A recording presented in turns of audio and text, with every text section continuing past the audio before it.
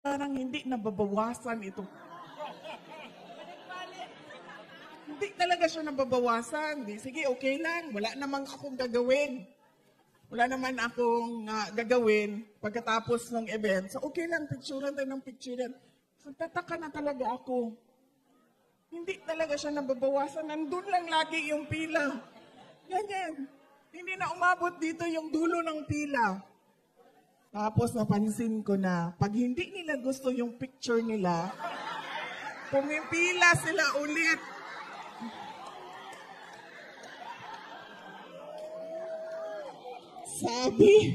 Sabi ni Sir Berwin, magkulang tayo sa oras kapag isa-isahin natin yan sila. Sabi ko, Sir,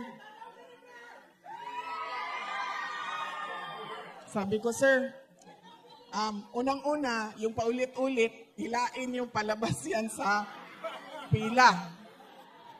Kasi kawawa yung mga nasa likod na sisingitan ng paulit-ulit ang na pumipila. Tapos sabi ko, yung may mga picture na dati, sino yon? Hoy, kunwari, wala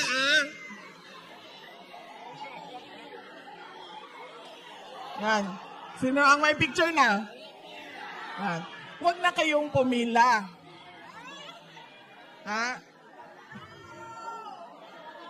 Para hindi tayo magkulang sa oras. Kasi 9:31, palayasin daw tayo dito. Bakit ganun dito sa Japan, no? Nakalagay doon sa tindahan. Magbubukas daw siya ng 9:05 ng umaga, tapos magsasara siya ng 9:20 ng gabi. Kagabi, pag lakad kami papunta doon sa tindahan, 9:20, sinara niya yung...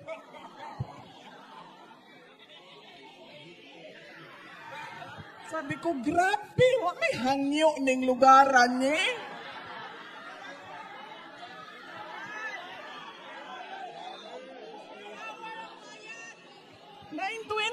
Sa relo namin.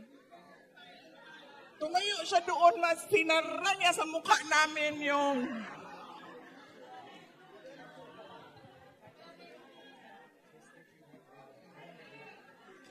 So yan, papalayasin daw tayo ng 9:31. So anong oras na? 8:09. 8 pa lang. Kaya pa yan. Kaya yan.